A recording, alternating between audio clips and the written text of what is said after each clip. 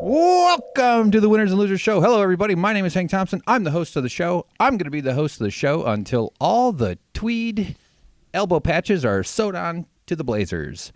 Hello, everybody. It's us. It's the show. That's how we start. It's the Winners and Losers, and I got a big reveal that you already know of because you've clicked on it. This one's going to be good. The other one's horrible, except for the other one I had a guest, and the reason this one will be good is because we have a guest. Brett, this is some professional podcasting going on right now. There's no going back, though. That's the problem. And all of a sudden, I'm realizing how badly I'm doing. Everybody, I could tell he's itching to speak, but he's a pro. He won't talk until I give him permission. By the way, like and subscribe and all the other fucking shit. Welcome to the show, Brett Erlich. Whoa! Just walked in the door like Kramer. Hey. What? It's me. Oh, I'm glad I got here on time. What a hilarious entrance. Thanks, Kramer. His exits, kind of boring. Yeah, boring. Not going to lie. Why don't they reboot it? Do you think Seinfeld could exist in today's culture of PC call-out, outrage culture? I think so, because it was mostly nothing. Yeah. I liked how they did cover like sensitive topics, though, like masturbating at coffee shops and stuff. That's true. I remember, but then you could alienate the Chinese food community. Yep, the soup Nazi community that has some added relevance in these days now that the Nazis are back. Yep. Yeah, now that we have one in the White House. the soup actual Nazi episode. They should have a business that sells actual. Remember the time? the actual Nazi. Remember the time when you could just say soup Nazi and people were like, "Well, he can't actually mean that person's a Nazi," and now you'd have to be, "Well, maybe." Well, Nazi, that was part of the problem, though. We let that word become benign. Right? By calling everything Nazi. Like a grammar Nazi, a soup Nazi, my grandpa Nazi. Well, what's the solution to that? You get a quota. You get a quota. Well, you get a quota of 3 Nazis a year. You got it. You grammar Nazi once. Right. Grammar Nazis are actual Nazis, though. They should be. I mean, the Nazis were known for being organized, right? The closest thing you can do to genociding Jews is to correct people on grammar. It's to explain semicolons. Yep. Ooh, semicolon. And you did a semicolon and then followed it with an and. Ooh. Not in a way of demarcating a list separate from the appositives within that list. Oh, my God. Go fark yourself. I knew about the listing. I like lists with semicolons where you use commas to do the list, and then if it's a switch, is that what? Yeah. You used a big word in there. A positive. A positive. A positive is like, well, comma, Hank, comma. That's an appositive. Oh, okay. All right. But it's just something I said, which I needed a grammar word that was affiliated with condoms. I would condoms, commas. I like when I just looked in your eyes and said condoms. Mm-hmm. It's been a while since anybody said that word to me, and it's not arousing coming from you. Man, It's nice when a woman asks if you have a condom. That is one of life's little joys. And then you're like, and God? You're like, no, I'm at Starbucks. Why? No. As I'm like squeezing one in. Okay, so welcome, Brett. We should talk about you a bit. We weren't planning on this. This is a huge thing for me. Let me explain this to the viewers. When I started the show back up, the relaunch, I think we're in episode 11 or 12 of the relaunch, but we had 130 in the bank, which I've kept up. I started in 2010. That's for you to know, Brett. The listeners know that. But love it. I had no idea that by episode 12 or whatever this one is of the relaunch, I'd be in the fucking Young Turks Studio B with the world's coolest guy. Yes. No, I'm me. Barack Obama's here. Yeah. Hello, everybody. It's me, Barack. I'm looking for oil here on the floor. He's a big oil guy. Oil country. I hate that. So anyway, I talked about it in a previous episode. Are you okay? That's a callback. Oh, good. Yeah, it's called comedy. Why don't you try it for once? No, I joke. So when people were saying comedy all this time, they were talking about that? Mm-hmm. Interesting. James Comedy, the FBI guy. So I'm just saying, so my life is taking some weird turns, and one of them is back to where I used to work, which is a U-turn, kind of. But I'm happy to have you here. I'm thrilled. It's so weird. I wake up every day, unfortunately, and I haven't got rid of that part where I'm disappointed when I'm alive. But just know that this is in the middle of a story of how good things are. Yeah. He said, I wake up every day, unfortunately. I mean, you got to make the best of it, but if you don't ever wake up, whatever. I mean, my room's kind of embarrassing, probably. My family's like, oh, this is how he lives. I worry about that a lot. Like, I assume I'm going to die of choking, and I'm just like, they're going to find me with like multiple kitchen towels on my chest while I'm like dead. Yeah. Yeah. Why are there so many kitchen towels on your chest? I'm a ferocious eater. Oh, really? No. But I do mostly at the computer with the bowl up on at my face. I don't sit at a table. If you're alone eating at a table, you're a serial killer. That is crazy. But anyway, if this was a TV show, there would just be file footage of John Wayne Gacy at a table alone, Jeffrey Dahmer at a table alone. Try it. This is a listener challenge here. Okay, we do one every week. That's not true. Eat alone at a table. With don't watch anything though. No TV. It's one thing if you sit there in silence. It's so maybe have like a to even imagine this, isn't it? Just someone in a room alone. Yes. The lights on. And don't look at your food when you lift it from the plate. Eyes straight ahead. Okay, that's serial killer. You can hear music in your head if you want, like a cool Scorsese montage. So. Anyway, all I'm saying is... The people who sit at a table alone and look straight forward while eating their food to chew each bite the same number of times. Yeah. 13, 14. That is some nutty stuff. Nutty stuff. I'd like to have a family or a close loved one to enjoy food with, but I have the internet and my computer chair that leans back. So, I don't sit upright. I lay back like I'm on a train. I got one of the expensive rooms on a train. You got a chair that leans back. Do you have like a gaming chair type thing? How far no, back it's an office chair. I've had a bit of a chair odyssey. I bought a Herman Miller, one of those big, nice. They're called task chairs. I spent a bunch of money on it, $400 or $350. Mm-hmm. It just turned out to not work for me. I think I'm in the chair too much. I move around. I like to slide down. I'm slowly growing a hunchback and doing whatever damage to my lower spine as a video editor.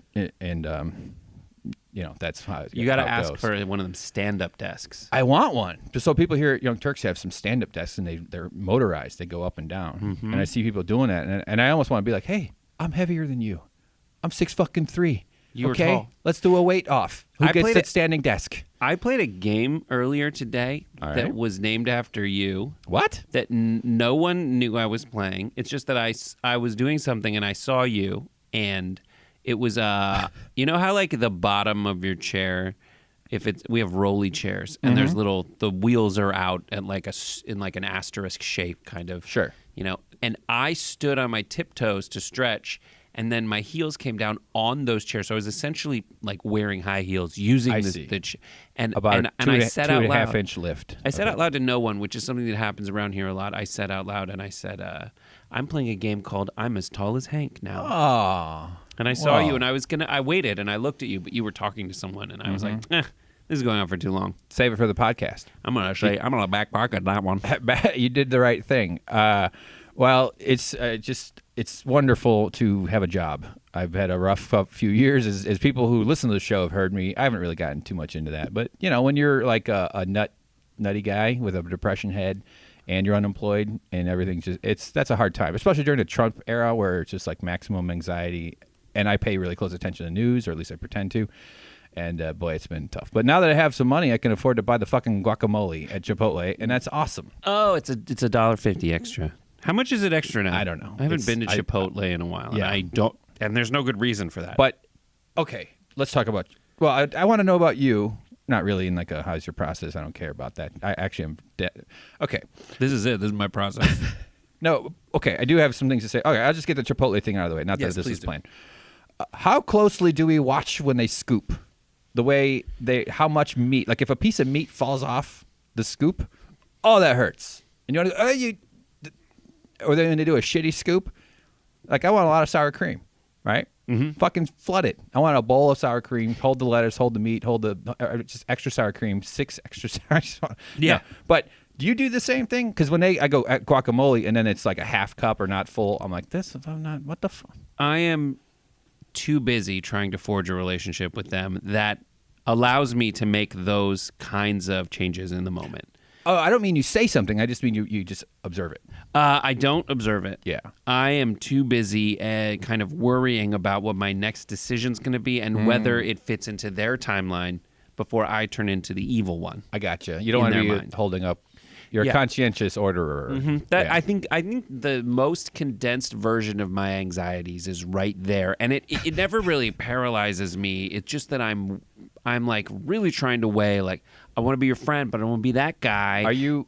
concerned about the worker or the people behind you more? All of them at everybody. the same time. That's why it's a problem. Because I'm like, oh, I want to get you to giggle. Yeah. Real quick. Well, that's fun. We always go for that. But then I also am like, oh crap, do I remember all the things I want? Because I'm pretty sure I get the 3 tacos, and I'm pretty sure I overload them. And then I remember, oh, I make Taco Mountain, so I just want the crunch in there. Yeah, right.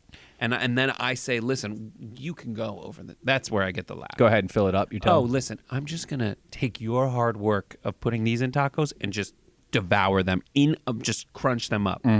But that's it. You let them know not to be precious. Yeah, don't worry about it. We're gonna overflow together. Yeah, this is a Jackson Pollock, not the one with the squares. Yeah, not a Dots, shitty dots, not shitty squares. Yes. Yeah. Not Chagall. Is that the name? I knew you'd know that, by the way. Brett's a very smart fella. You pretend to be like a comedian. I mean, you are a comedian, but you're much more like, you have a lot of really great knowledge. I like serious Brett. Sometimes you switch into it in the show because I really enjoy your analysis and stuff. Thank you. I think I get too angry on the show. I should, and that's one of those like, am I a comedian? Well, let's get a little bit of your background then. You're a host here at Young Turks, producer. You've been with TYT forever, but you've also done what? Comedic acting, comedic writing, comedy. You've been I'd call you a comedian. Comedian's a weird word. It's weird because it's like I did stand up for a little bit, and then I was like, I like sitting down and rewriting stuff. But my first job out of college was at a talent agency, so I learned organizational skills and conferencing calls. You went to school in L.A. somewhere? I went to Stanford University. Oh my God! I'm from L.A. That explains the coffee mug you're using. This is my mug. I used that. Really? I mean, I brought it. I brought it and forgot to take it home. Let's get a Stanford mug. Wow.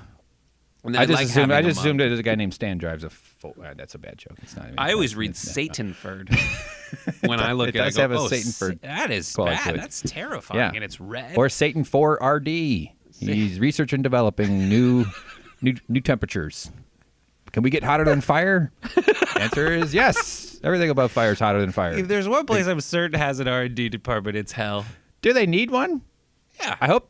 I mean, just eternal flame, right? And anguish. Come on. Yeah, but like you gotta, if it's a place that's based on torturing people, I'm sure they have tried and true mechanisms by which to torture people, but I think they're always pushing themselves. One would assume, and they have no, and I mean, they must get a lot of tax income because there's just new people. They're always growing. Earth is filled with shitty, terrible people who had never heard of Jesus, so they end up there. The suicides end up there. Half the Catholics end up there for being victims of other Catholics because they don't let the victims into heaven. They're fucking savages, everybody goes to hell, other than like Mike Pence and do you. Go ahead. I hope that's how it is. Like, I don't like organized religion. I personally, my own religious proclivities are Greek mythology. Seriously? Yeah. I mean, go with it. Defined seriously. Well, I mean, comedically, you can have said yes for a few more minutes. Yes, yeah. I say definitely. This is why. Because all the other gods they're monogods, the monotheistic. Yeah, they're monogods who have mono. They're boring. Yeah, that's why they're boring. They're They're exhausted from a virus. I have mononucleosis. Heal myself, I could, but I sit with it. Yeah, I just don't have the energy. I've been alive for millions and billions of years. I love the eternity side of that whole thing. I think that's funny. Of just God sitting there for years. Well, just who wants... heaven is funny. It's been on my mind a lot lately because it's as a tool for motivating people on Earth because it's all it is just a weird manipulation thing to like, oh, we don't have to make it better here, but don't worry. Like if any other business had that promise. The restaurant's going to suck, but after it's all done, after you're miserable from puking and getting food poisoning, and we will do nothing to change that at all, you're going to bank some virgins. Welcome to our restaurant, Temporary Suffering. It's a struggle. You have to go hunt your own food, put it all together. It is horrible. Right. Like the It Gets Better movement is essentially the core of religion. It's like, don't worry. We have no power to make your life better. But afterwards, millions of years with a God. I also like picturing God just being annoyed at what he started, but he just keeps getting I've run out of stuff to talk about with these people. Yeah. Fuck, would they fucking leave? And everybody's worshiping him, and it's just like he can't do anything about it. So right, I wonder if I don't know. I started watching The Good Place. Oh, is that good? Oh my God, it's so good. It is. You watch Defending Your Life? Yeah, yeah, yeah. So it's like obviously Michael Schur from The Office and other Okay. things. All was right. just like, oh, I don't know this for certain, but I watched the show and I'm like, he really likes defending your life. He likes a non-religious approach to a system after death that is Right. not picking Is that one of the what religions. The Good Place? It's about a post-death something. So essentially, The Good Place is instead of Judgment City.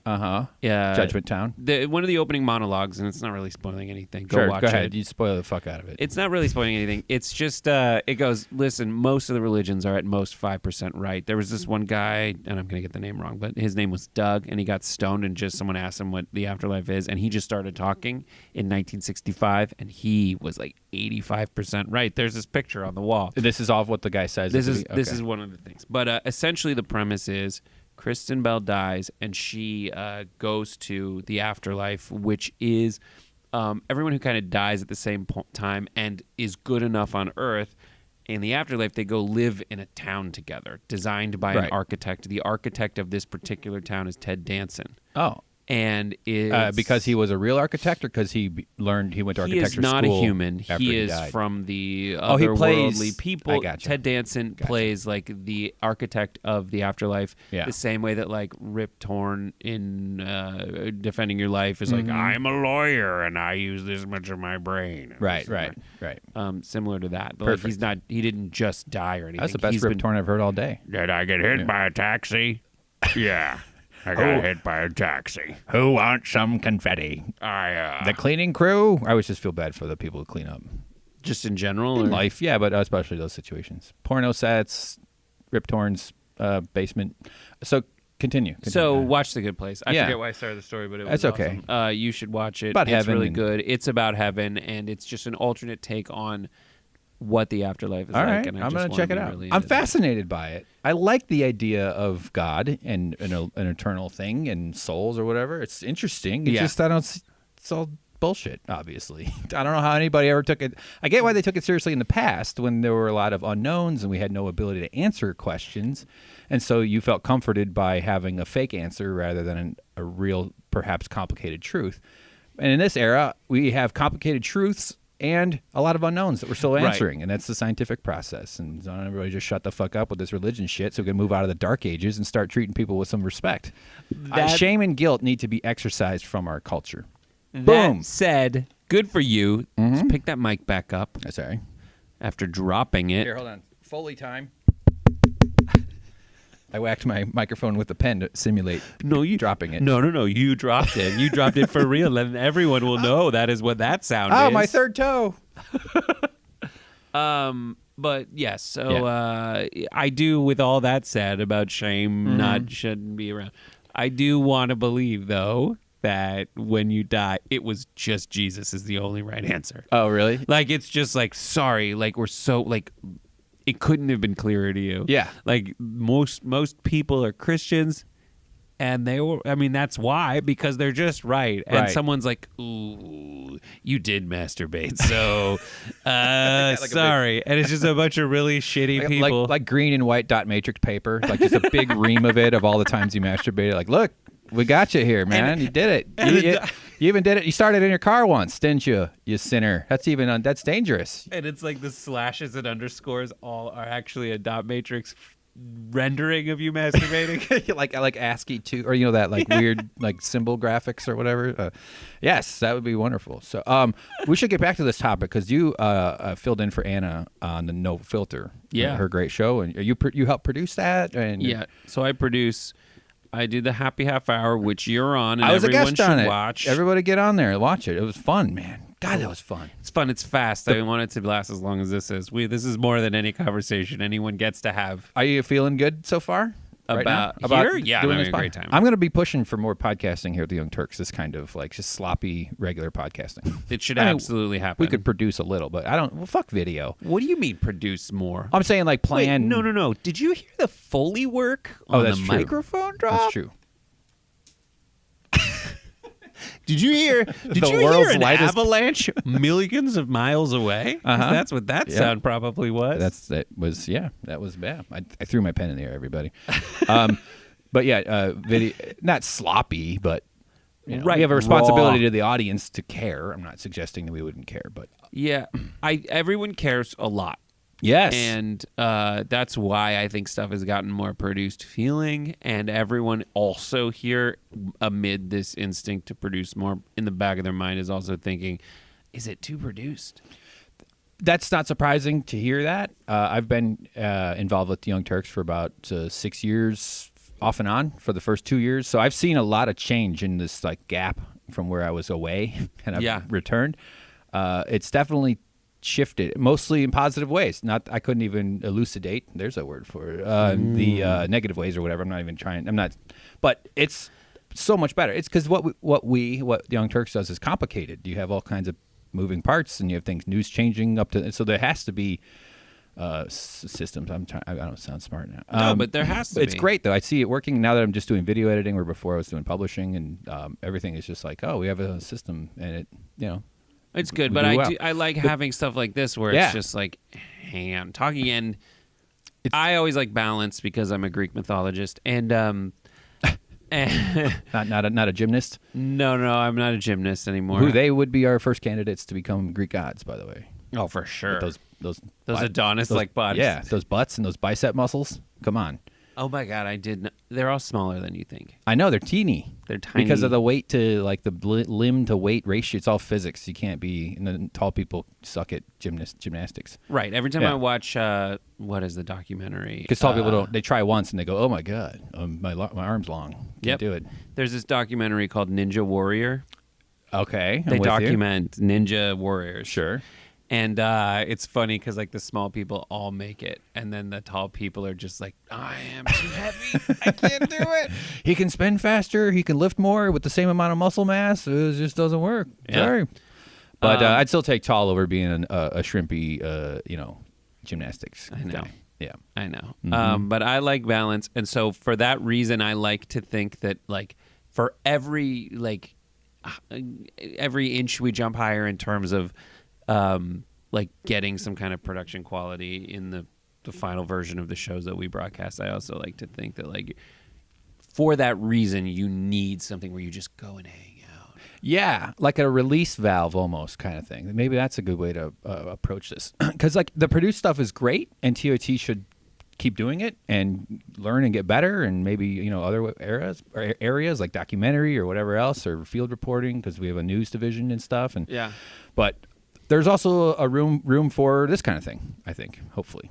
And this is the You know, room. We're yeah. in it. Maybe like an experienced comedian who really understands TYT culture, someone who's been around a while, perhaps with a lot of podcasting know-how, a video editor, handsome, bald. That's the kind of person that might be perfect to head up. Do you know any? I don't know. guarantee you, if you just started doing it, no one would stop you.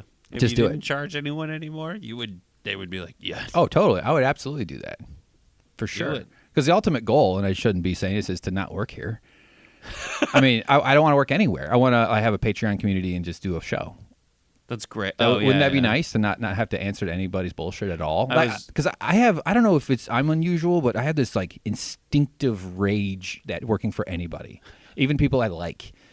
Because it's like you're being exploited. Like from the very first time I ever had a job, I was like, "Why the fuck do I have to work so that you can get rich?" That thought has been in my brain for a long time. Maybe that's why My one of the reasons I'm my such me. uncle and my grandfather are my uncle Male. retired. My They're male. grandfather no longer is alive. Oh. Grover, locksmiths. My uncle went to in Malibu. broke into the pearly gates. Malibu locksmith. Malibu's old key. Malibu. No, that was their Malibu key. Okay. In Malibu, and that was the time where you could be the locksmith and also live in Malibu. Sure. Oh yeah, those days are over. Oh, totally over. Yeah. They were like, way the hell out in Malibu? No one wants to live there. Here, have a house by Yeah. the beach. My locksmith drove 4 houses away and parked, and that's gross. Yeah, He's a poor. Yeah, there was a Malibu locksmith, and they did Frank Sinatra's locks. And Frank Sinatra said he came down while my uncle was doing the locks, and he just goes, "Hey kid, make money while you sleep." That's what I was just doing. You got to learn how to make money while you sleep, and it's like the royalties and all that stuff. You do your work, you make money while you sleep, and that's what I've been trying to do. Yep. And to practice that, I try to sleep as much as possible. Well done. Nicely. You got to that punchline very well. Not that you were planning it. I think you came up with that. So that, yes, that's 100. Yes. And that's how you investing, stock market, land, being a landlord, being a capitalist. Like, so all the ways that you can make money while you sleep kind of require you to be a fuckface. And I'm trying to do that, or put up videos on YouTube advertising. I mean, that's a way to make money while you sleep, or having a show with a member supported community. Not that it's all horrible. It's weird. Let me just finish, because I don't necessarily think it's wrong to do that. I'm saying, like, this is sort of why I defend those who are hourly, or that sort of thing, or hourly or salary or whatever. Like, that's the kind of worker income relationship that is most distorted in our culture. Yeah, 100%. Right. Because it's like, and then if you're hourly, they're just trying to get you to do more in fewer hours. Yeah. And then systematically, there's things where it's like, well, if you work over a certain number of hours a week, we have to give you more legally because of hard-fought wins by the labor movement. Yes. And so the solution is either to give you all that stuff or to keep you under that number of hours and get someone else to come in. So, right. And that, just as like those protections have made their ways into the system, so have the ways to get around those protections. Of course, yeah. And that's what humans do better than anything else, is exploit systems, figure out where the cracks are, and then develop around that. So we have to have an ongoing process of managing those cracks, because you can't. I don't want to say you should blame people for being shitty to people, but also in human systems, it's natural, quote unquote, that all the money filters up to the billionaires, because they're the ones who write the rules. Mm-hmm. You know what I mean? So like, it's not natural. It seems natural to us. Like, have you ever heard that quote? Like, if you gave everybody the same amount of money after like 10 years, it'll all be in the same distribution as it is right now. You ever heard that? Yeah, I mean, because I haven't heard that they're before. the masters of the world, who know how to set up businesses and how to get money out of the world, because they're smart, and we're not, and the rest of most people aren't, is the implication of that statement. But smart, yeah. But they control the rules. Smart. They write they're in charge of the rules. Of course, they're going to end up with the majority of it. So on I write on No Filter, which is Anna's show, and I produce it too. And we did a thing about like Monopoly for millennials. And then I've had this bit for a while where it's just like, I hate Monopoly because it's like the point of it is to bankrupt your family. Like, that's how you win. You mean the competitors in I'm playing with you, Hank. You're my brother in this situation, yeah. And my grandmother and my little sister are around the table, and my job in Monopoly is to say, "Fuck you, Nana! Mortgage everything. Pay your rent, you fucking old bitch. Mortgage everything you own for one night because you rolled 7. Get back in jail, Grandma. You whore." Yes. Why'd you call her a whore, man? This game's not about whores. That's the game of life. Yeah. The game of life should have a detour to a brothel for like her dads are about to get divorced. That's one of those, a game of life. By the way, there's no you start and you end. Like, there's no, do you want to turn left here? Are you going around and around in circle? No, that is the most representative. And like your lot in life is based on like what you spun. Like, it's actually random oddly on rails. Yeah, really. Yeah. So you're right. Yeah, Monopoly does teach that, doesn't it? Isn't it pretty horrible to you win by controlling everything? But what's weird is it's supposed to be like this bastion of capitalism, but everyone starts with the same amount of money. If I suggested that, you'd call me a communist. Right. Yeah. And I was talking to a rich person Fair about enough. it. Mm-hmm. One of the rich. That's why rich is short for dick. Or dick, because rich people. I'm trying to become rich. I just don't think we should have billionaires. That's the point. Go ahead. I think we should have billionaires, and I should be one of them, so I can finally show my true colors and abandon this progressive. You'd be guest non grata here at the Winners and Losers HQ if you became a billionaire. Yeah, you're right. Yeah, keep it under $1 billion. 999 million. Exactly. Totally cool guy. That's what it is. It's like fixing the systems, like you're talking about. So for Monopoly, I was talking to a rich, and he agrees. He's like, it's stupid, and there's some people where like they know. He's like, if Monopoly was more accurate, at the beginning, one person would have all the money, and everyone else would have $2. Okay. And only one person would know the rules of the game. Yeah. Like, that's the only person would read. And then if Monopoly was representative of like main life, on Earth And he or in so he America. pays everybody else, but like subservient wages, Right. Like indentured servitude that we all are kind of is wage slaves to our employers. Right, and then you're not a wage slave. It's just that you need all the other people to to rally together the power, because most people just don't know that they have power. That's absolutely true. And who's Yeah. going to tell you that you have power? You're a person who is taking advantage of the idea that you think your only opportunity in life is to like take this job. Yeah. And it is. Yeah. Because like no one's incentivized to be like, hey, here are other options. Right. And There's a lack of freedom to. I'm not. This isn't an anti-job screed, but like, yes, you become in hoc. It's not in hoc is like dead. That's Kinda. not really. No, but in hoc, is it's that like right? you've pawned your life away to someone who. Yeah. But even if you, but it can be ensnaring. You don't have the freedom to move around, and that like healthcare would expand that. People would have people stay in jobs for healthcare reasons, and some people are really happy with the way their life is set up. That's okay too. I'm not. Yeah, I was given a lot of assignments here, like in the Mm-hmm. last like couple months as I expand my role, and I had to do a lot. I knew a lot of stuff, I thought, but then I had to do a lot of research about specific issue areas, and just like you don't really think about it, but the idea that our healthcare is pegged to money, Right. it is pegged to our jobs. That is different. Very much so. And it's with private insurance companies, it's pegged to they're purely just paperwork. They add nothing to the healthcare process. I think about this all the time, and this is actually relates to billionaires and to money. So maybe I could throw this idea at you, and you can tell me how stupid I am for thinking it.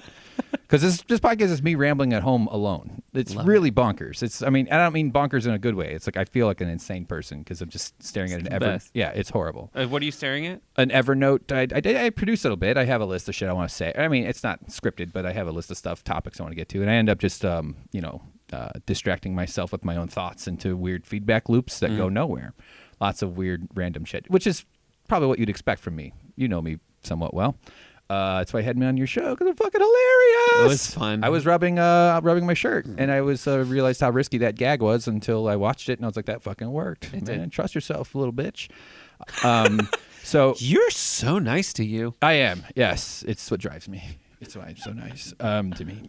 What was it? Oh, so money and value and like how insurance. Okay, all right. And I'm tying it all together here. So one of the ways I would rail against health insurance is every other part of the healthcare process is somebody either producing a good or providing a service that helps the patient. Like the the ambulance driver. They call them delivery. I got another delivery. No arms on this I got corpse mates coming. He's coming in. But the ambulance people, the nurses, the doctors, the supply makers, the tubing, the fucking syringes, and the toxic red containers, and everything, in the research people, blah blah blah. And there's a lot of bullshit with the way hospitals price things and the way money is. They charge 50, 60. Well, I mean, I don't know. I'm using specifics, but like they Right. change their price. I mean, Inflate. it's all a big scam. That's kind of a separate topic than what I'm getting at. But all of that adds value. They're doing something to help a person. But insurance is not. It's just paperwork. Someone's got to be like, okay, that was this much money. You got to send them a check. Okay, no. And that's the perfect solution to that is government doing it because they don't have a profit motive. I don't know why it's complicated to explain or figure out or talk people into. But I relate that to like how what is value? What is an hour of work? Mm-hmm. So you do work for an hour, and then they give you a set amount, and presumably what you just did was produces more than the amount you were paid. Right. But my point is we should be minimizing, and the gap there is exploitation, right? That's what that is, and you need a little bit of it because you got to pay for electricity, and the boss has to drive a Lexus. So I'm all about designing society around the maximizing, or I should say minimizing exploitation, maximizing the wage that a person gets from their hour of value while still giving up some of their value. That like the deal should be, thank you for giving me 5% of your life's value this hour. Instead, it's, oh, gee, thank you, boss. I'm so grateful that I could have a job for you and do this work for you. There's so Right. I'm just rambling there. But my point is about billionaires, and I'm sorry, I said this already on the show, but Jeff Bezos didn't do the deliveries. It's not their money. It's just simply not their money at all. Like the money that's in those billionaires' accounts, I mean, it's kind of generically, but they didn't do the work. They didn't run the machines in the factories. They didn't deliver the goods. They didn't do any of it. They set it up. And their paperwork, they have they control the politicians, and they should be rewarded greatly and more than everybody in the company. But Jeff Bezos didn't do those deliveries. He doesn't deserve that money, so therefore it's not his money. I would confiscate 99% of billionaire wealth. I don't agree with that. 98%. All right. I don't agree with that. Hit me with it. Because that is a value. The idea of coming up with a business that makes it easier for people to get the things they want. Right. There's value in that. Yeah, because it's reduced. I mean, and then there's other countervailing values in the economy that are like, well, he's reducing certain costs. The downside of that, obviously, is like there's people who do put in work and no longer can because his idea eliminated their job. Oh, that right. happens all the time. You mean displacement of older industries or monopoly? Yeah, like mom and pop shops and bookstore close. And that can be protected though. Right. And so that's where I come in. That's where I believe it is. It's like it is like if you talk about the healthcare industry, there are goods that are called elastic goods and there's goods that are called inelastic goods. And the inelastic demand. Basically, there's things like pajamas. Like we talk about like a recording device or pajamas. There's a certain amount of money I'm going to pay for pajamas. Well, they have elastic in it as well. Yeah. And if those pajamas have elastic, I'll pay a little more. Yeah.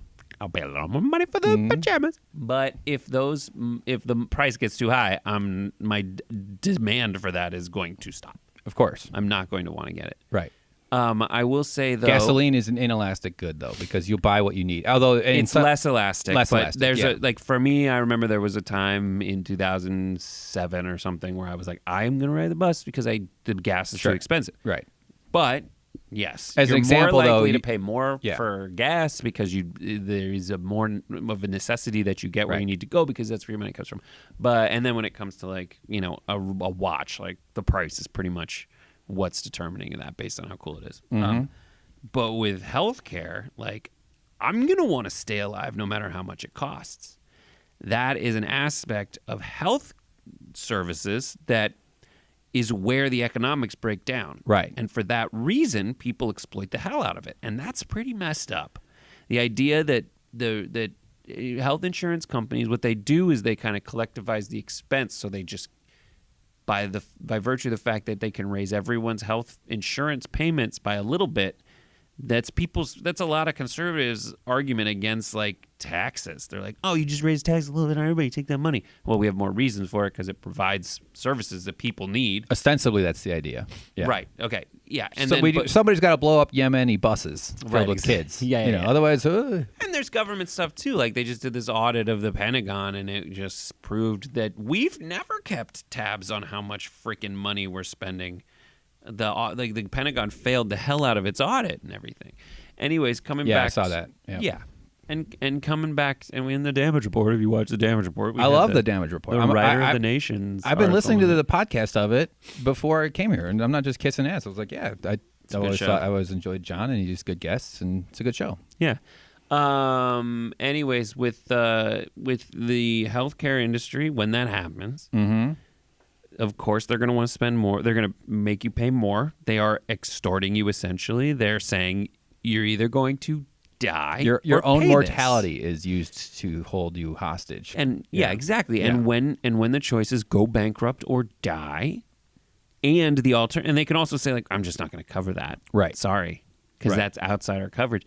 That is so messed up. It's utterly egregiously immoral and evil, and I don't like those words per se, but they apply here. People die all the time from lack of healthcare, and it's not like life's great up until the part where you die or even getting healthcare. We have this emotional, like I don't know if I'm coining this term or I've said it, but like it's like emotional pollution, like the amount of stress that we have to live with in these cases too, even just to get it. People who have money struggle with this as well because they don't have as much power as their insurance company, so they still have to go through all these weird battles on the phone and all this bureaucratic, completely profit-driven nonsense. I've had very little healthcare in my life, but I've dealt with my mother. She had a lot of these health issues and stuff, and I've seen the amount of just personal pain it causes just having to go through the fight. Because it's hard to quantify stress reduction. Because the benefits of it are downstream in all sorts of ways. Sleep quality and just your mind. Your brain works better. Your relationships get better. Everything improves when stress goes down. And the amount of stress improvement we would have if we had universal health care, that alone should be the selling point for it. Have you ever talked to like an English person who talks about their health care and their... I hate the fucking Queen. Fuck her. So you know Natalie? No. Oh, because that's the person I talked to. It was the one you... That's a different person. Said exactly the same way. Is that what Natalie sounds like? Oh, the fucking Queen. It's bollocks. Oh, kiss my wank. Wank my ass. Where's my guitar? My name's John Lennon. They all say that. Hello. I watched a YouTube video of John Lennon the other day. It was his last performance. I died 37 years ago. Yeah. Imagine no religion. What a song, huh? Come on. That's really good. That's one of the best songs. That is my mission, is to make heaven on earth. I want to worship an old white guy with huge balls. What if his balls are like 50 feet, but the people are small, and so they go up and they like touch it. And that's heaven. But they don't know it's his balls. They just think it's this big, weird, warm... I guess this is the stairway to heaven. Xylophone skin. Not xylophone. Accordion. Ding, ding, ding. God starts a band. He's in his midlife. Okay. Ding, dong, Funny. Dong. That was interrupting, though. I totally derailed. No. Healthcare elasticity and... Yeah. So we're brutalizing our own citizens for profit of a very few people. And then also not to mention, you were talking about the stress that it causes, but also like...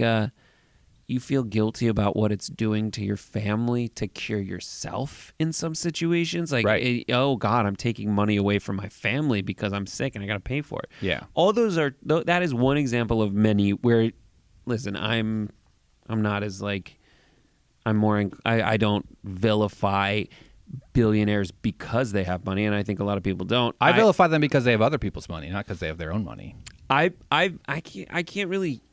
I'd have to have more information about that, like specifically how they got that money. Because in many situations, like the Stop Bezos Act that Bernie Sanders and Ro Khanna, the Stop Bezos Act was saying, listen, you have so much money and you're paying your people so little that they have to live in cars. Mm-hmm.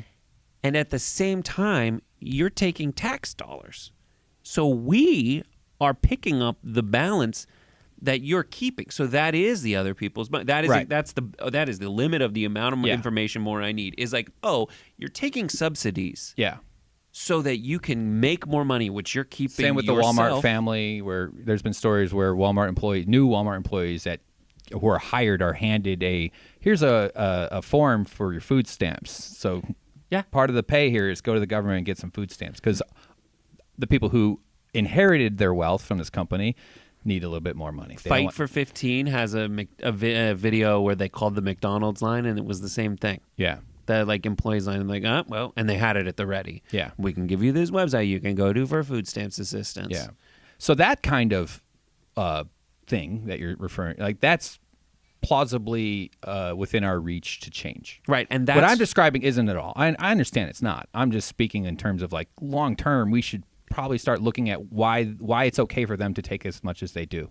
And I make the case is if you don't do the delivery, and I use that generically for do the work, then you don't deserve the value from that moment. You deserve a little slice of it, but we should minimize what they get and maximize what workers get. It's the difference between what workers are willing to tolerate and what workers deserve. And that's collectivization. And we need to start back from deserve and work backwards from that, not go with slowly fight for ways to expand what we tolerate. Right, and that is the roots. Union. It totally makes sense. It totally makes absolute sense, and it has worked in the past. Right. And the more people you get in that union thing, the more you can work out getting that equality that you want. Well, unfortunately, that's one of the imperfect mechanisms for this, because we can't just be rational. And like, there's corruption everywhere, and there's corruption in unions, and you see it. But like, and in my system, by the way, Jeff Bezos would still be like hundreds of millions of dollars. Right. Just there's a cap at over a certain amount, and I don't know what the right sweet spot is. Honestly, I think over 20 million starts to get a little obscene. But okay, since we're starting with he's got 150 billion, let's drop him down to 500 million. So I don't confiscate. It's not his money. No, I don't agree with that. I think you can't just Show me confiscate. And John does this too. No, of course. John says this too. John Iderola says this, and we get in arguments where I'm like, you can't just say because they have money, we can take it, and Yeah, you because can. they have no, you can't. That's what we do. They take my money when I earn it because Right. they don't take it if I don't have it. But you have to have a reason for it. Walked into the. Someone's waving. I need. Oh, I think Brett's needed right now. What do I All right, need? we can pause. You need Brett? You can come in. Come in. It's okay. We're getting. We'll be right back, everybody. We'll be right back.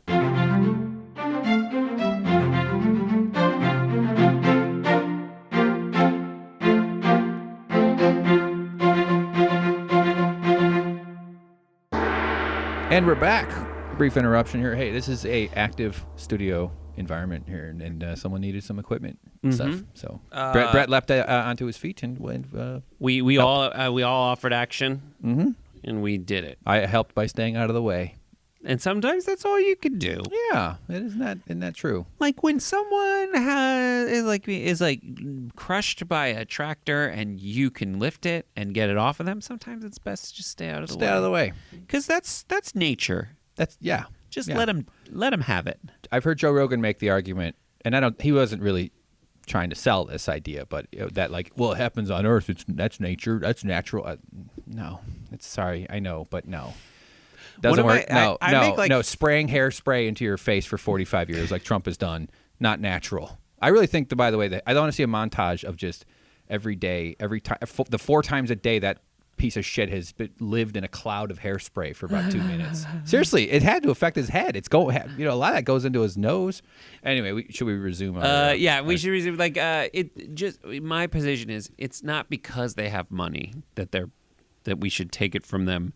And they're bad. And I don't think a lot of people believe that. I think there are things that people do because they take advantage of things in the system that are vulnerabilities, and those vulnerabilities are kept as vulnerabilities, and those vulnerabilities are augmented by the fact that billionaires have resources to keep those loopholes open. Yeah. And that's the shit we got to go after. And that's why progressivism from the start. So when you talk about the progressive movement, it goes back to there are gajillionaires out there who are gajillionaires because they're taking advantage of people. Right. And they're taking advantage of the concept that workers don't think they have power, haven't united to take advantage of that power, and billionaires are paying the establishment to say, let's keep those people disenfranchised and powerless. And those things all working together are things we all need to overcome. And they can concentrate media ownership, and they figured out they can train their victims to maintain racism and to fight on their own behalf. I mean, on the behalf of the billionaires. When you hear poor people who are on the right generally, or even I'm sure it happens on the left too, where they think it's okay for these people to have this much money. Because, my problem is not that they have a lot of money. It's that they have a lot of other people's money. That's something I think we're disagreeing on. But the problem is the power that they control government with that. So that's one step that we could do, is to eliminate money in politics. I realize it's not a simple switch to flip, but it should be. That's one of those. And then with this next election, I like the most Americans agree agenda. Right. Because there's so many things that most Americans agree with that not a lot of people are getting behind because of things that they don't really, because of reasons they don't really understand and can't articulate to themselves. They're just like, my side does this and has, so we must do this. Hate the other side. That's pretty much it. I was talking with a guy from Wolfpack, name drop, on Saturday. TOT had his Christmas party, so I wound up, we went to a bar afterwards, which is, for me, not fucking hell. But so anyway, I don't drink, so it's like, this is no fun. There was food. The food was great. No, I don't mean the bar at the park. Like, I can do bars if there's a purpose, like stand up or like a dinner, eating or like a brief. But this is like drinking.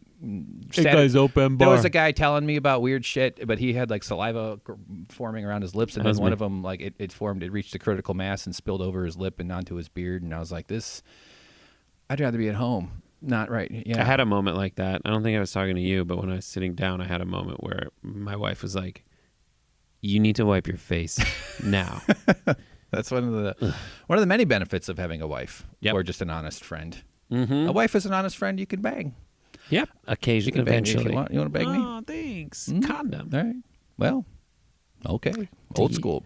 But there was a guy who was from Wolfpack. We were talking about stuff because he's dealt with a lot of politicians directly, like in their offices, and he's worker fat. But he was saying like a lot of them are against it. The money in politics, they want it out. It drives them crazy. It really does. I mean, they have to do fundraising. You hear that about like House of Representatives. Like they're basically just teleconference jobs. They have to spend like 4 hours or more every day calling and asking for money, and it's a horrible way to run a country. And they have to run every cycle, 2 years, every 2 so they never years. stop, and all they're doing is gathering IOUs to the people who donate to them. So they're just it's just constant churn of corruption.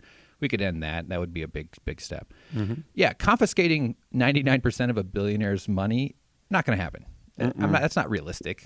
Some of the things you and I have been talking about are stretch goals, like getting money out of politics via either how Wolfpack is trying to do it or other ways too. Some people have issues with that approach of using a constitutional convention. Actually, that guy, the Wolfpack dude, I brought that up. We were talking about it because that's one of the primary criticisms you hear about if what TYT is trying to accomplish with Wolfpack by getting 2/3 of the state to force a constitutional convention, and then we can write a new amendment that would get rid of money in politics. And some people are fearful, and I get the logic that in this time of irrationality, and even before Trump, this would be a valid argument that that's not a great idea. Well, we could end up with state legislators imposing some really horrible shit into the Constitution too, and that's a risk.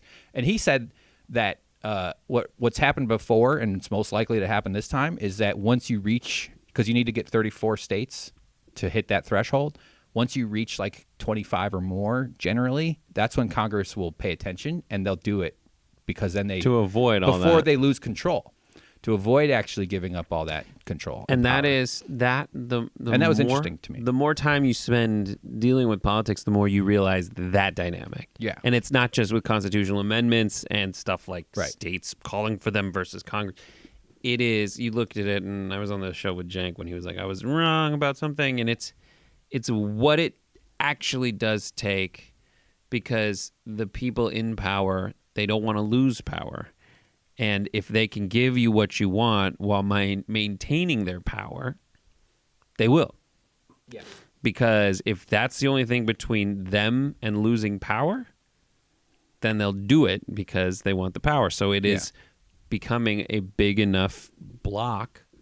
And hopefully it reaches that point. And the thing is, so many people want to get money out of politics. Yes. Well, right. Yeah. And it's those who benefit from it, like you just kind of said, is they're the ones with the power, and they don't want to give it up. And we have to force them. We got to force them? It's a hard thing because it requires persuasion and, overcoming cognitive dissonance and all these other tribalistic inertias that keep people locked in their polarized camps. Get them. Like and subscribe, everybody. Brett, I think we disagree a little bit on the billionaire value thing. I have no basis for like making that case. In other words, I came up with it, I think.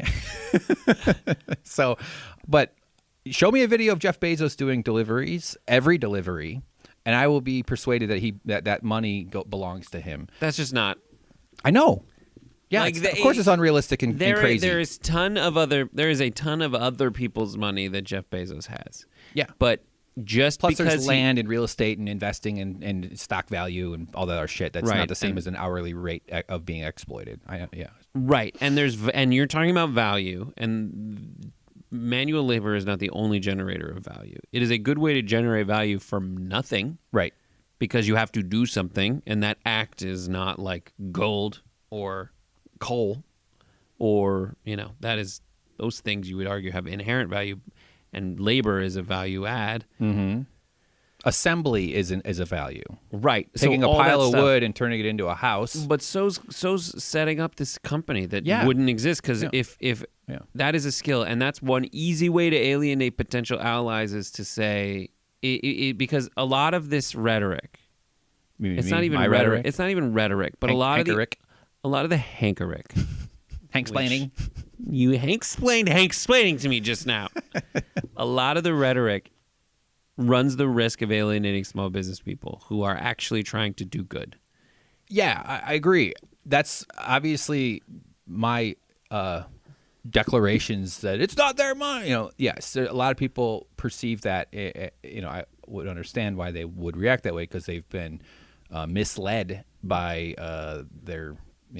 I think they're wrong. But the point isn't to eliminate business ownership or people who do own start companies and start stuff. Eliminate their incentives to do it. Like that whole thing. Like, oh well, boy, if we tax the Wall Street guys, we wouldn't have the incentive. We'd lose the talent. Right. We need to keep them for the talent. Like, have you ever worked a minimum wage job for $8 an hour or less? My first job, I think, was $4 something. I'm that old. $7.50. Fucking yes, you work your ass off for just a little bit of money. So these people, if we were to bring down their potential payouts from billions to merely hundreds of millions, right, which I'm totally okay with them having. That's my point. It's not like Jeff Bezos should knock down to $100K a year because he should have a bunch of money. But we got to.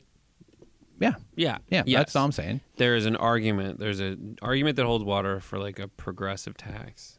There is an argument that holds water for exactly what Bernie Sanders and Ro Khanna do, which is go issue by issue. So stock buybacks is just two words until you hear like them go together and say, listen, all the money is going back into their pockets. We're saying that they can't do that until they pay you $15 an hour. Sure.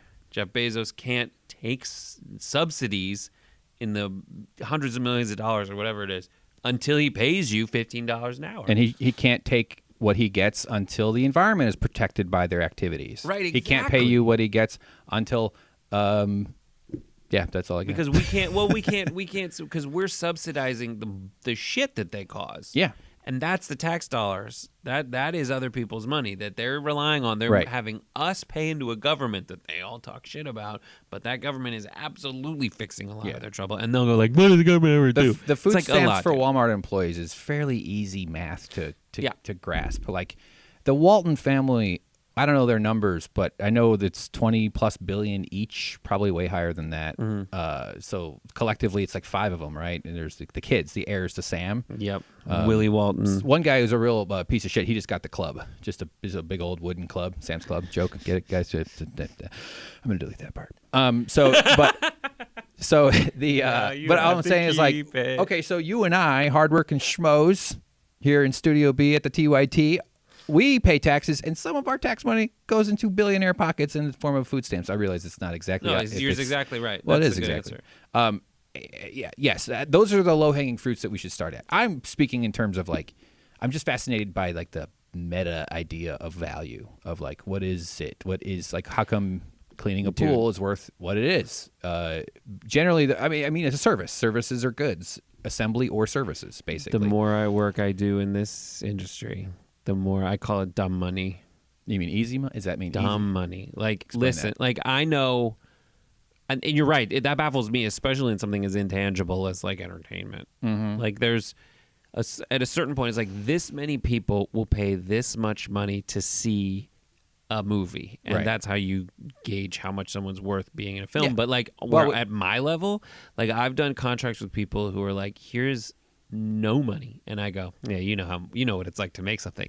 And then there's companies that are like, we want to do this, I hope this is enough money, and it's just like 10 times more. Like I had an agent once, there was a deal with, I can't say, it's in my contract, I can't say how much it was, but there was a company I was going to do a deal with, and this isn't like astronomical. Carl's Jr. Carl's Jr. You're gonna play Junior. It was like an industrial video. Yeah. But that industry had hired a PR firm to do videos for them. And they came by me, and I was like, I went to my friend who I worked for at an agency, and I was like, I don't know how much to ask. He's like, I'm just going to ask for something stupid. And he asked for it, and they were just like, I guess that's how much it costs. And they paid us. Yeah. And I was able to hire a bunch of people and pay them a good amount of money. Yeah. And we all kind of shared it. And it was good, and it was fun, and we were like, oh, this is nice, because in our other jobs, we're busting our ass. And I think... And you would have taken a lot less than your friend had thrown out. Yeah. I would have taken a lot less. We would have probably made something similar in value, but like it's pockets of cash that just end up floating around. Sure. And sure. then you look, and then that answers the question. When anyone out there listening to this podcast realize that this is gold for like no dollars, and then you watch something that people spent $100 million on, it's a giant piece of turd. Right. Because they were like, I guess this is how much we have to spend on it. Yeah. Yeah. 'Cause Well, Brett's friend said particularly so. at the high level of like films, you're basing that stuff off reputations, and I mean that's why people are so freaked out about their reputations and their credits and everything else. But like there's a rationality you'll to that. see like there's a new YouTube series they spent $2 million on, like $2 million in like independent movies. That's like I went to my friends who are investors and they gave me money to make this movie. Right. Now with no distribution set up. Ah. Sure. I mean, my utopian nonsense world I'm speaking of, it has plenty of room for these kinds of things. Of course, it's just a judgment call you make based on, industry standards. You can't just regulate every single possible transaction with preciseness. But we can, I think, take the money away from people who stole it from their workers. I think it's a theft of cosmic energy, Brett. I don't think we exist on this planet so that we can make Jeff Bezos slightly more money. Not that you and I work for Amazon. And by the way, I've said before too, we pick on him a lot because he's very famous and he's the most richest guy in the world. Most richest guy. I've heard Putin might be richer, but his is harder to track. He's just been ganking that country for fucking ever. And they got all kinds of shit snuck all over the world. But anyway, fuck Jeff Bezos. He'll be fine with $500 million. He will probably be fine with that. Just I don't know. I'm thrilled to make under 45. I met him once. Really? Yeah. Was it like shaking a small me? Shaking the hand of a small me? It was a hand of a small you. He came in and gave he told us all about how he started Amazon. Mm-hmm. I was an assistant in an agency that represented him, and he was friends with the board member, and he came in, and I was like, who the fuck is this guy? Right. And then it was like, here's the first version of Amazon. I was like, okay. Mm-hmm. All right, dude. But what was your vibe? What was the vibe? He was just like a guy. Did he smell nice? Yes. I bet. You should. Billionaires could either smell great or horrible. And no one's going to say Did he have wooden jewelry on? Yeah. See, that's how you know you made it. That's my thing. I want to get so rich that I'll wear wooden jewelry, and if people are too afraid to tell me not to wear it, that's how you know you've made it. I will fucking kill you if you tell me to take off my giant wooden necklace, you piece of shit. Wooden bracelets, that's fine. Everybody's trying to get laid. I get it. But, necklaces, wooden belly chain. That's the ultimate.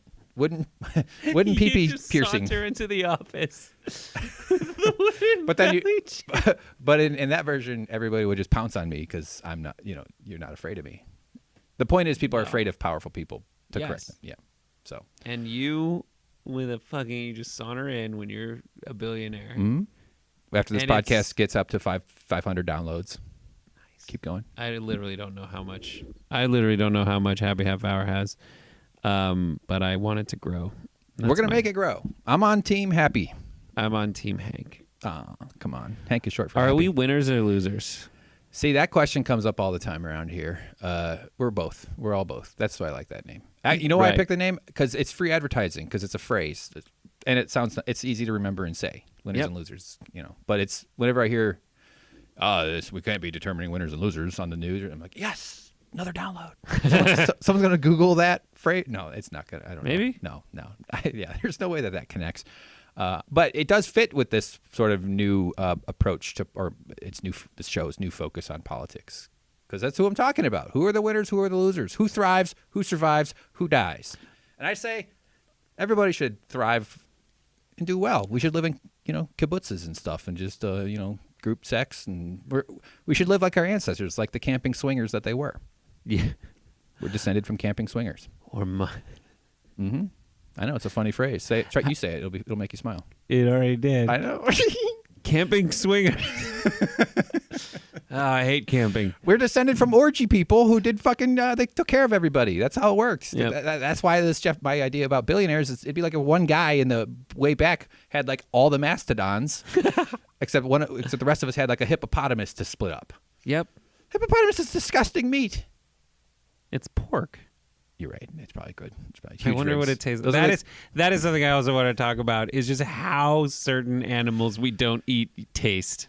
Like, I'm sure we don't eat hippopotamuses because they're a pain in the ass. Yeah, they're cool. I mean, in that way, like they seem so just like water bathing, pleasant little or big ass. There's only one way to find out. Boom. And then they do that tail wagging thing when they poop. Yep, I know exactly what I you're love talking. it. They fan it. The Yeah. Oh, God bless them. I do that, and it takes me forever to clean my hand after it. doing that. Worth it, though. Look up, It guys. takes me forever to clean my tail.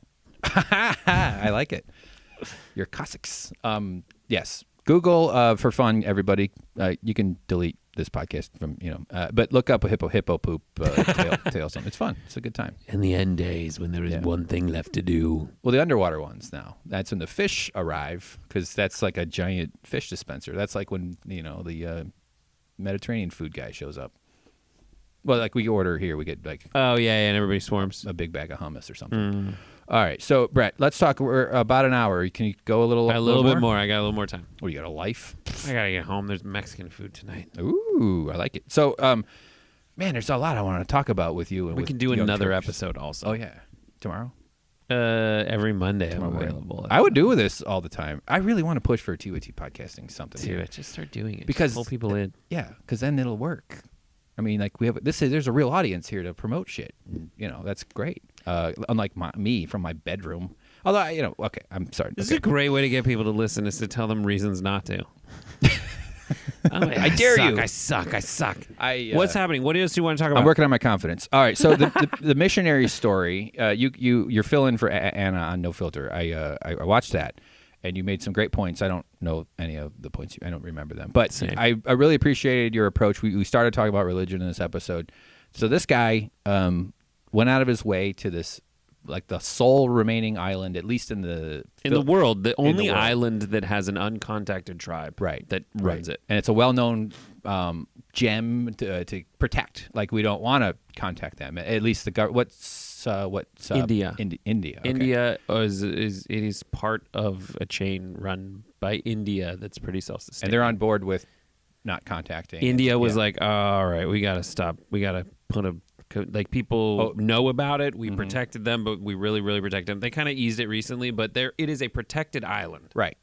And not just because we want to maintain this kind of interesting old way of life, hunter-gatherer tribe, but they're prone to our illnesses. Yes, Doesn't that's it the seem thing. like they would be already somewhat exposed to some of that? I mean, just No. in terms of trash and like shit must wash up on their beach. Well, it's just more when people like the history. So there's the Andamanese is the tribes. There's Andamanese as a catch-all. There's specific Andamanese, but like it's a good comparison. The Great Andamanese tribe was decimated. Mm-hmm. It is one island over and up, and it's just a bigger island. So it was one that was like more worth it. It had a natural harbor. This island does not have a natural harbor, so Gotcha. it's 4 miles by 5 miles, which is not small. It's protected by its lack of usefulness to European or Exactly. to modern. But it's apparently got clams and pigs on it and stuff. Yeah. So They eat keto. I love it. they're total keto. They do. They eat berries, pigs, clams, like shoreline, whatever they can gather, fish and honey, which was one of the few sugars our ancestors had access to, and it wasn't all the time. So we're not really designed to process carbs as much as we are. Anyway, that's a side I point. feel that. Anyway, so I these that's what was happening. And and in the past, they took one group of they're called the what is it? Mandaminese. Sentinelese. The Okay. Sentinelese. It's North Sentinel Island. Took them, like 150 years ago. Took them someplace, and they instantly got sick. The old ones died. They brought them back. The kids that they had abducted, they brought them back, and were like, "I'm sorry, here's gifts." Oh, okay. And the kids apparently survived. It didn't kill everyone, but it is bad news. You should not contact these tribes because they do not have any natural build. They Right. don't have centuries of a lot of them dying. It's like their immune system is the arrows they use to shoot people who come up near them, Yeah. which they should. Yeah, God, it's so amazing. So this guy goes there. He's all pie in the sky missionary. He Right. believed it was his job to convert them into Christianity and to introduce them, to unshackle them from the savagery of their way of life and become what? Christian. Yeah. He's like he's in the piece. It's like he was two things. He's an adventurer and he is also a missionary. Oh, missionary. And while his Instagram said stuff like, "Oh my God, I just kayaked a river," there were excerpts from his like missionary journal that were like, oh dear Lord, is this Satan's last stronghold? I yearn for the day I can declare your name before them. Specifically about that island. That he was island. writing about. That Wow. island, Man. which some people think like Marco Polo wrote about. Sure. Just being like, this place is crazy. They've got cannibals. And for centuries, this group had just shot arrows at anything that came near it, like helicopters. Yeah. And there were like some, there was like, we're taking some arrows here up there. this helicopter's not allergic to poison, is it? Is that cool? We're going to need somebody to suck the poison out of the side of the helicopter. Go ahead. We're going to need a plane to do it. Usually one of those poison-sucking robots. I mean, I forgot my first, so fix that in post. Bless you. Excuse me. But yeah, so we had that guy decided it was his job to go declare Jesus to these people. Yeah. He went and tried to do it, and he went one day earlier, and his grand plan was to say, I am John, I love you, and Jesus loves you. And then the next thing, a kid shows up and shoots an arrow that pierces his waterproof Bible. And he's like, right. This is a good sign, I'll go back tomorrow. So they shot the Bible. Yeah, it went through the Bible. Was it in his shirt pocket?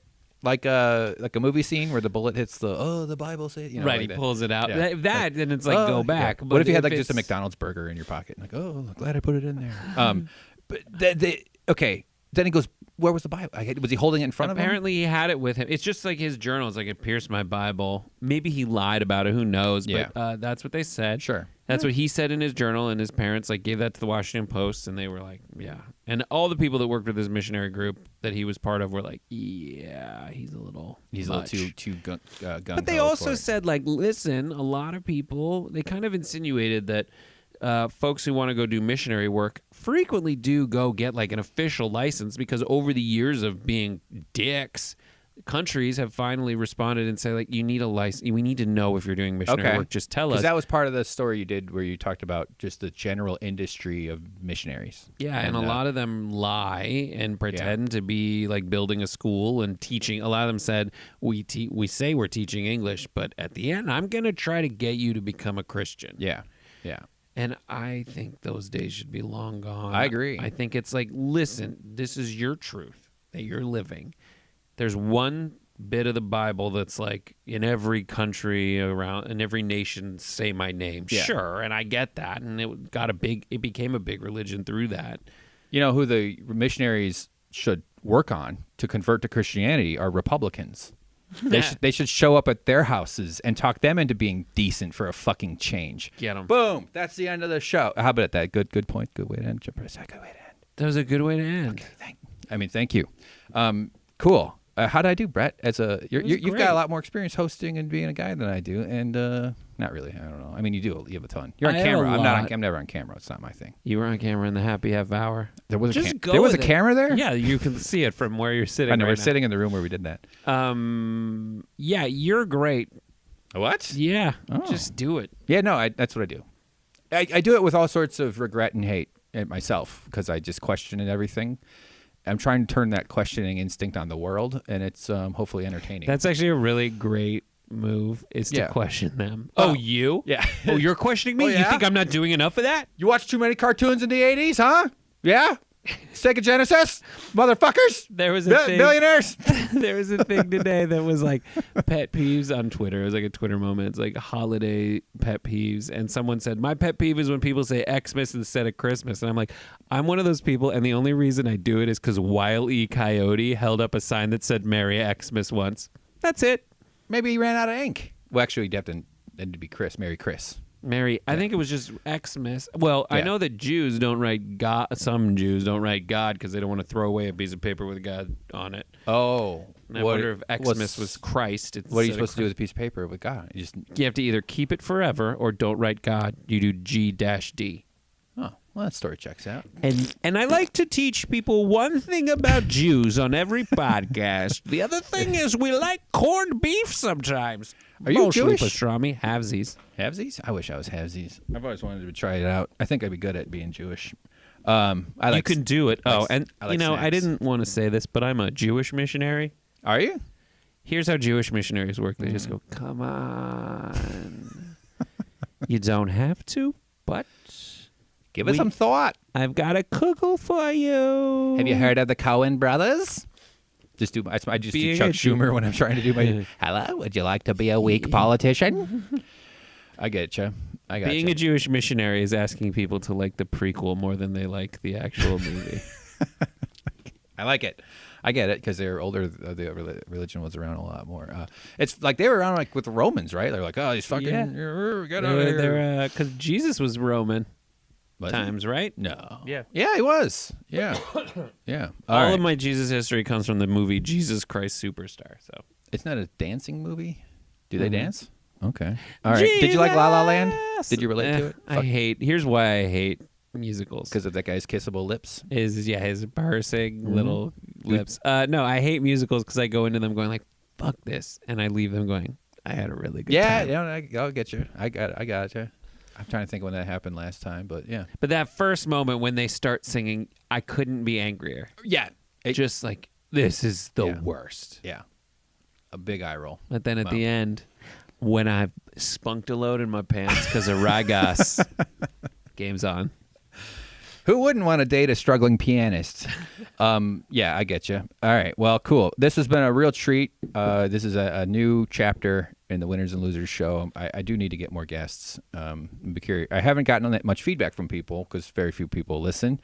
I'm grateful for those who do. But eventually I'm expecting to hear like, hey, don't do the solo. Those are bad. That's my assumption. That's what'll happen. But I'm getting into it too. I kind of like it because nobody can tell you you're wrong like you did earlier.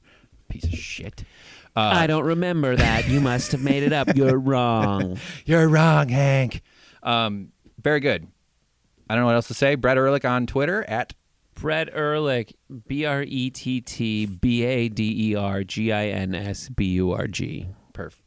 I tuned out. Happy half hour. Wonderful show. You got to be on YouTubeTV for the full episode, which I edited, by the way. Everybody, check it out. Do a good Not job. a single black frame in the whole thing. Racist. I know. I realized that as I was saying it. But there's some clips on YouTube as well. But do a free trial on YouTube and sign up for YouTubeTV, everybody. Harry's.com, razors or something. I don't know. But you co-host the main show all the time. And there's all sorts of stuff. Viral video film school. Oh, I was in a thing with you. You did my Infinite Clicks show. Yep. Guest on there. Marvel's Agents of S.H.I.E.L.D. Declassified, presented by Verizon. That remains my best credit in my comedy career here in L.A. because there was like a whole thing going on there. So, yeah, thank you so much. You're sponsored by Lexus, you fucking corporate shill. Gross. Oh, man. You got paid for that, right? That explains why they send me a new one every year. You got paid for that, right? Yeah. Okay. A Disney check? Yeah. Yeah. Cool. $150 bucks or something? Mickey Mouse on it. Yeah, it wasn't. Yeah, it wasn't bad. I was thrilled. After awesome. we did that, after we produced everything, my friend who's the line producer, she goes, I was under budget by $30,000 on that season. And I was like, what does that mean? Bitch, You could have spent? we could have paid everybody more money. She's like, yeah, but we didn't know ahead of time. You could have gotten... okay, that's super. And just the last episode is just a helicopter. It's all in a helicopter. Really? No, it should have been. Oh, with I that see, like a 30 real grand. helicopter. I thought you meant you had like a fake helicopter door and you just leaned out of it like a trucker trying to get... Well, most of it was on a "Hey, fake... Which one to use a hooker? Most of it was on a fake, In a little room. plane. Yeah. Oh, a plane. We were in a Fake plane. tent, the one we did. Yeah, we did a good We went glamping, and I got a really good laugh when I touched the side of the tent. I remember that because it made you guys laugh, and that wasn't in the script of the take, which is because my, great comedy instincts. You do. Yep. My favorite thing is to make people who are funny for a living laugh because it makes them know that they're not as funny as me. Fart noise. I do believe that. I admit it. I'm sorry. But We did it. The narcissism and the self-hate balance each other out. So yeah, we did it. We're good. Thank you so much. Brett's trying to leave. I don't know how to end these. This is our trademark here, but hopefully more. We'll be seeing you again. And goodbye, everybody. Goodbye, Brett. Bye. Bye.